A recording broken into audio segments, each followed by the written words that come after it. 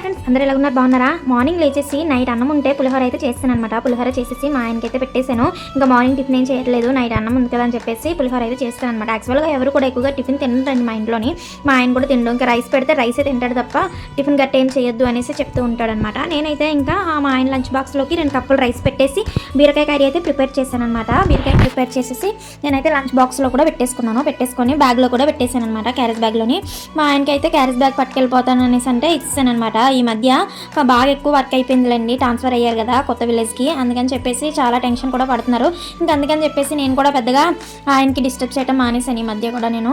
తర్వాత మా ఆయన అయితే ఇంకా రెడీ అయిపోయి డ్యూటీకి అయితే వెళ్ళిపోతున్నారు అనమాట. చాలా సీరియస్గా ఉన్నారు, ఎందుకంటే వర్క్ ప్రెజర్ ఎక్కువైపోయింది అనమాట. నైట్ కూడా నిద్ర ఉండట్లేదు పాపం ఆయనకి. అలా ఫోన్ కాల్స్ వస్తూనే ఉన్నాయి, ఆఫీస్ నుంచి మాట్లాడుతూనే ఉన్నారు. దానితో ఈ వర్షాలు ఎక్కువగా పడడం వల్ల ఏంటంటే వర్షానికి తడిసిపోయి కూడా వచ్చేస్తున్నారు అనమాట. రైన్ కోట్ అయితే ఎండ కాస్తుంది కదా అని చెప్పేసి ఒక్కొక్కసారి తీసుకెళ్ళట్లేదు, ఇంకా దగ్గరే కదా అని చెప్పేసి వచ్చేస్తాననేసి అయితే అంటున్నారు. కానీ వర్క్ ఉండడం వల్ల ఆయనకైతే రావడానికి అవ్వట్లేదు. ఈరోజు చూసారా క్లైమేట్ బాగా ఎండగా ఉంది కదా అని చెప్పేసి నేనైతే ఇంకా బట్టలు ఉతికేసుకుంటున్నాను. ఈ వర్షాకాలం ఏంటంటే ఎండ కాసినప్పుడే కొన్ని బట్టలు ఉన్నాయి, ఎక్కువ బట్టలు ఉన్నాయి వెంటనే ఉతికేసుకోవాలి. ఎండ ఉన్నప్పుడే చక్కగా ఆరబెట్టేసుకుంటే ఆరిపోతాయి అనేసి తొందరగా ఉతికేసుకుంటాము. వర్షాకాలం కాబట్టి ఎండ ఎప్పుడు కాస్తుందా, బట్టలు ఎప్పుడు వాష్ చేసుకుందామా అనేసి ఉంటుంది అనమాట ఆడవాళ్ళందరూ కూడా, ఇంట్లో ఉండే వాళ్ళకి.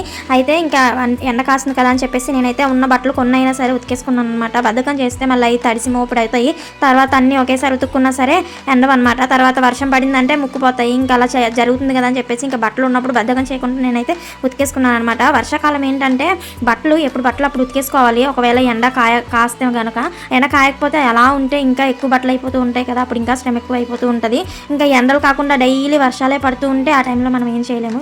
ఎండ కాసినప్పుడు మాత్రం ఖచ్చితంగా ఉతుక్కోవాలి. నేనంటే ఎండ కాసింది కదా అని చెప్పేసి ఉతికేసి అయితే ఆరేసేసుకున్నాను అనమాట. మీకు ఇక్కడ డౌట్ రావచ్చేమో, ఇంత పెద్ద ప్లేస్ ఉంచుకొని గోడ దగ్గర ఎందుకు ఆరేస్తున్నావు అని చెప్పేసి. ఎందుకంటే కింద మేము మైసీని అయితే ఆడిస్తున్నాం అనమాట. పైకి తీసుకొచ్చేసినప్పుడు అది కిందే ఆడుకుంటాం. మనం ఎంత ప్రేమ పెంచుకున్నా సరే అది కుక్క కాబట్టి కింద తిరుగుతుంది. స్నానం చేయించినా మట్టిలోకి వెళ్ళి ఆడుకుంటుంది కదా, ఇంకా కింద తిరుగుతుంది కదా అని చెప్పేసి ఇంకా మనం దాన్ని ఎంత ప్రేమగా చూసుకున్నా కుక్కే కాబట్టి నేనైతే గోడ దగ్గర ఆరేస్తున్నాను అనమాట. బట్టలు కింద ఆరేస్తే అది తిరుగుతుంది కదా అని చెప్పేసి ఆరేయట్లేదు.